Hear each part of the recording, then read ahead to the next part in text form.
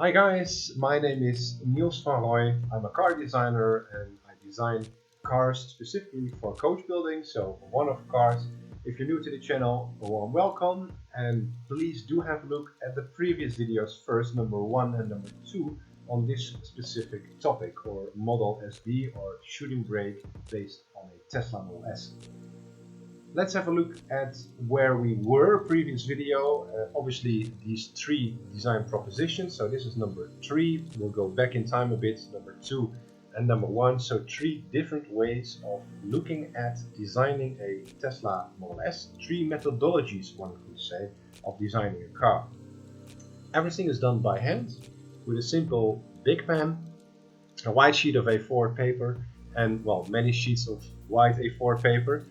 And it's just literally that. It's just many sketches, many ideas, many different propositions that are then taken together and judged together with the owner of the car, sometimes the coach builder, depending on where we are in the entire setup of the project.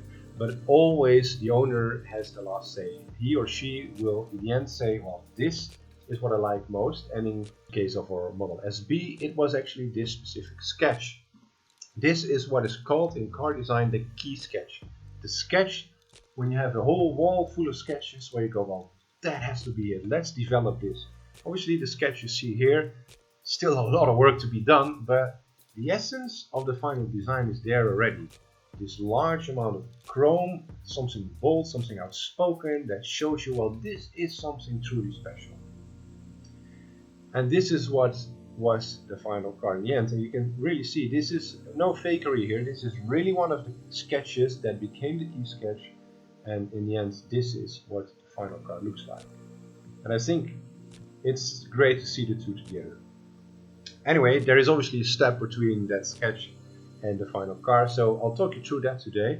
So obviously we had to go through quite a few sketches to get there, and I'll take you through all these sketches and the development of these sketches. Fast forward, obviously, before we go into Photoshop in this case, we really turn the car around on the paper and see what we can do. You see some interesting graphics here. We experiment with how we can take the surfacing of the spoiler in this case into the surface of the chrome, what we should do with the edges of the glass, how everything should just work together. Here on the rear end you see a spoiler which is way more horizontal than the original Model S, and it's logical. Normally you have that as the defining rear end of the car, so the Tesla Model S has a little bit of a ducktail, one could call it, right? So it runs a bit like that. Because we have this extra mass on top, these windows and that spoiler and that extra roof, we have to do something quite different, because if you would see a station car from the back with that sort of ducktail on it, it would basically look like a sad smiley face, right? A sad emoticon. It's very awkward to have that negative surface in the glass, that negative line in the glass. So you have to straighten that up, and what we did is we took it across and made it way more three-dimensional. So the Model S normally really has a side surface treatment and a rear end, and we try to get the two together and really make that shoulder line flow all around. And you see that in this sketch as well, where we also see how we could connect, this is one of many different ideas, the graphics of the car. So for instance, the graphic is like a tail light, a diffuser, a headlight, the graphics of the glass, and in this case we try to connect this graphic of the emboss of the number plate with the spoiler. So we let the spoiler break a little bit exactly where the line of the emboss of the number plate would go if you would just tape a line over the car. And it just helps to make the car look more three-dimensional, more as one sculpture. And obviously, because this is in a way an afterthought, this car wasn't developed as a station car, and you still want to actually by design give the feeling that it was. So by connecting graphics and lines, that's what you do. You make it look like one consistent piece of design.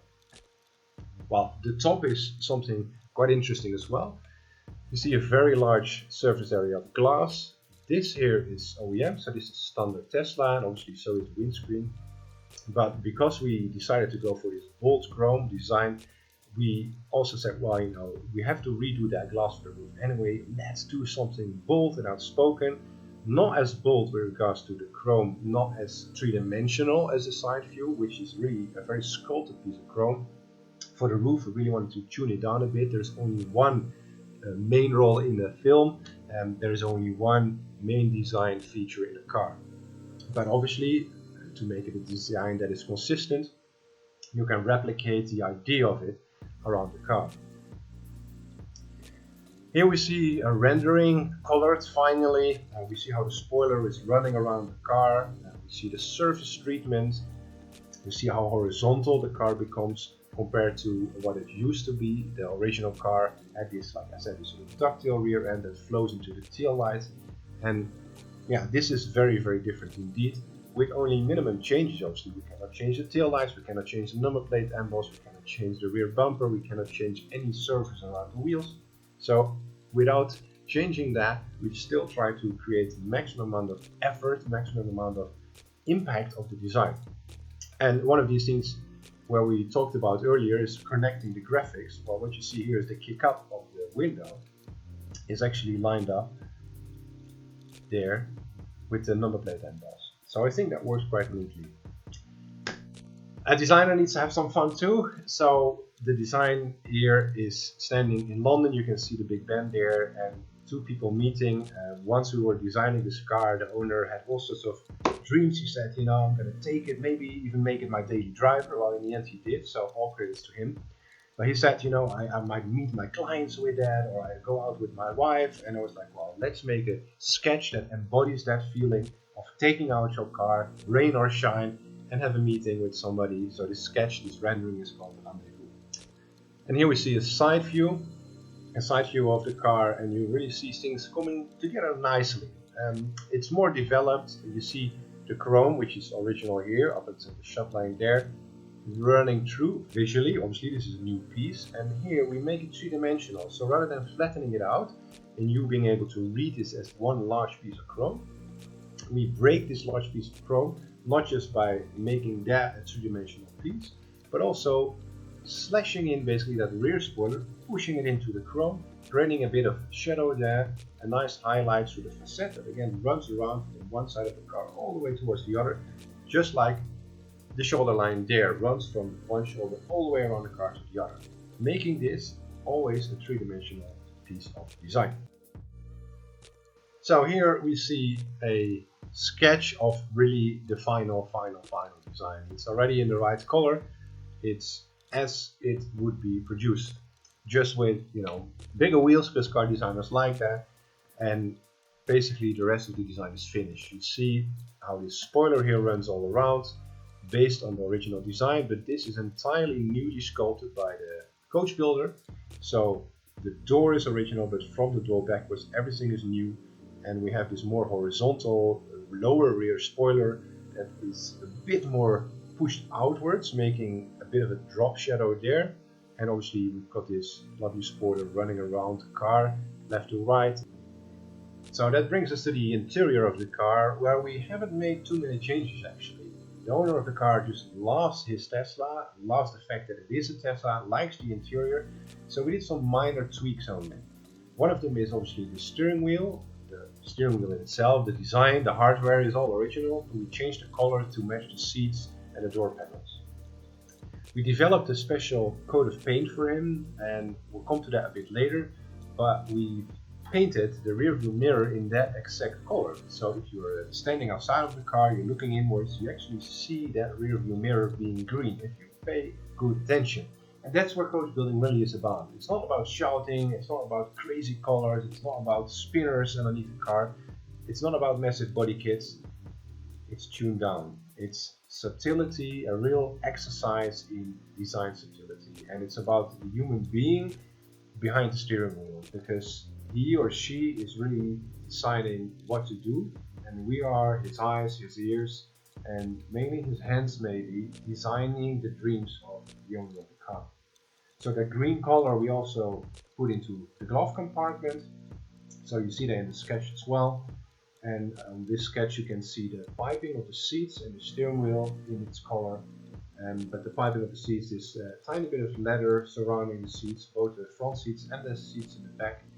Here we see the first cut, and that's a very special moment, something that I like to be with every single car, and I like to invite the owners to often as well, because this is really the starting point of taking all our design work, all the sketches, finally into something physical. So the owner of this car actually still has the piece of aluminium that is being cut out here. He still has it somewhere at home because he cherishes this. This is where the project started. And the coach builders that we work with always do things by hand. So whether it's the English wheel, depending on the type of car they work on, or where they use little hammers like these, often for Italian coach built cars, for instance, or bread and homage is beaten by hand. Really something truly special to see. And here you see the car coming alive slowly but surely. You see the roof line, you see the facet of the spoiler coming nicely along, you see the rear end being changed, and this is something really special to witness. And still, when this is happening, we're discussing things with the coach builder, we're looking at the highlights, the shadows, at the volumes of the car. If things in real life, in the flesh, in the metal, or in this case in the aluminium, are actually looking the way they should look. So design doesn't stop with sketching, design stops when I give the key to the owner. And here we are at a very special element of the design, it's colors and materials, and specifically the special green paint we developed. We developed actually 10 different shades of green. You see if you're here on this image, 10 different shades of green. Well, why is that? The owner wanted to honor the shooting brake and honor coach building through color. In the old days, one would race for a country, not for the sponsor, the stickers on the car. No, one would race for a country. So Great Britain had the green color for all their race cars. On Jags, on Bentleys, they're all flat, dark green. In Italy, cars were red. In France, light blue. The Bugattis. In the Netherlands, orange. In Germany, the cars were silver. Every color, another country. Great Britain had these great British green cars, and he wanted to have his coach built car painted in British racing green. But the color he bought, the color that was available at Tesla, was a rather flat color of green, and it didn't really help the surfacing, the design work and the coach building work of the car. So I said, this is your childhood dream come true, he told me this. And now you're going to paint it in a color that sort of takes away all the effort, all the hours of the design work, all the hours of the coach builder. It's gone because you paint it in a color that absorbs all light and doesn't show the surfacing and the complexity and subtleties of the surfacing, the skin of the car. So I said, let us develop a shade of green that is subtle. It's not about shouting, it's not about being out there, it's not anything crazy, but it can be subtle but a bit more alive. So fortunately, he allowed us to do that. Here you see the paint right before it goes onto the car. And if you look into this pot of paint, you will see there is a bit of gold flake inside of that paint. And it really helps to bring the car alive. And here, during the photo shoot, which was held at Jachthuis Sint-Hubertus in the Netherlands, a beautiful building, absolutely stunning in its colors, in its materials, and very suitable. It was a house for hunting made by the Krullen-Mullet family, a very rich family in the Netherlands in the old days. And this just suited our car very well, and we made him part of the photo shoot. Every single photo you see, he is in. You can see him here walking by the car. Here he's driving the car. He is sitting in the car in this case, and nobody sees it, but he knows. We're looking over his shoulder here towards the car, and you'll see that every single picture is a part of the car, or the car is part of a very big picture, but you don't see any photo of the car just being sort of 3/4 front or 3/4 back into the frame. And we did this very deliberately. I told the photographer the car is going to be a part of his life. It's not going to be the center point of his life. It's a part of his life. So make the car a part of the frame, but not sort of the single point into the frame. So that's very important for this photo shoot. And you see we really take this forward from the very initial concept, the client that comes to us and asks, I want this, I have this dream, can you do this? Up to introducing the car to the press and obviously generating photo material for that. Here you see the owner driving the car himself. Here you see the light playing with the surfacing here on the fender and the roof, and you really see how this car is a little bit more three-dimensional because of that paint. And here we actually see the car completely in frame, but again not, filling the frame. It's in three-quarter perspective, but part of the world rather than just being a single object in the frame. Here we are in the interior of the car, again the owner driving, being part of the photo shoot. And this image really shows the surfacing of the car. It shows how the shoulder line here picks up from the original door and we lift it towards the back. But it's not stiff, it's not like a plank of wood. It really is still a very sculptural car. You see how the piece here, the chrome piece, is very two-dimensional. It cuts into the chrome there, and it cuts here, the spoiler cuts into the major surface as well, having a nice bit of shadow there and this strong facet. And here this roundedness of the roof is really communicated through that paint, through that subtle gold flake that is in there. And what we did in the paint as well, which is quite a significant idea, I would say, there's a tiny bit of very bright green paint that comes directly from the company logo of the owner. And this is a company that he literally bought for €1 on the verge of bankruptcy. You can imagine the amount of pressure on his shoulders doing this. And through the years, he built this up to a fantastic company. And this is his child, you could see, right? That company, he put everything in it that he has. So imagine the gentleman comes walking around the corner and he sees this car and the light falls on it just the right way, and then he sees that bright green and he sees his company standing there. And that is really what coach building is about. It's not just painting a car in a different color, it's not just making it different to be different, but it's a personal story. We translate personal stories into a car. Here we see that steering wheel that we've spoken about a bit earlier in the sketches. We see the piping of the seats, subtle but just there enough. We see the rear view mirror being green, and very important, a windscreen wiper that is hidden. The owner told me, I want to have a wiper on my car because only real good conversions, real good shooting brake conversions have a windscreen wiper in the back.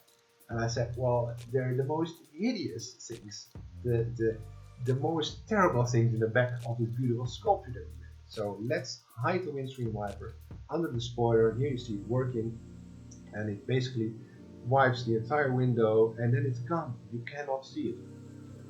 Best of both worlds. Very functional and totally invisible. Here you can see how this line runs all the way from the shoulder through into the spoiler. One go, one flow, very softly, but also confident. And this is a very special moment. I bought some champagne obviously for him during the photo shoot to really announce the car is there, the car is his. And then he said, well, like a boat, like a yacht, we should baptize it, and we can only really baptize it if we baptize the windscreen wiper in the back. So that's what we did. Again, this beautiful view where you see the surfacing rolling around it, described by light and shadow.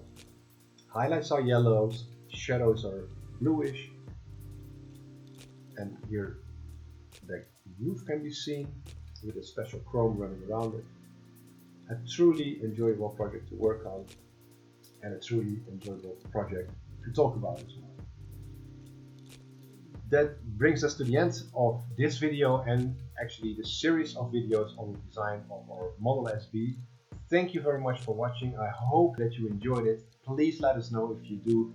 Highly appreciate it if you give us a thumbs up and if you leave a comment, and please subscribe to the channel so we can make more videos and tell you more about car design for coach building.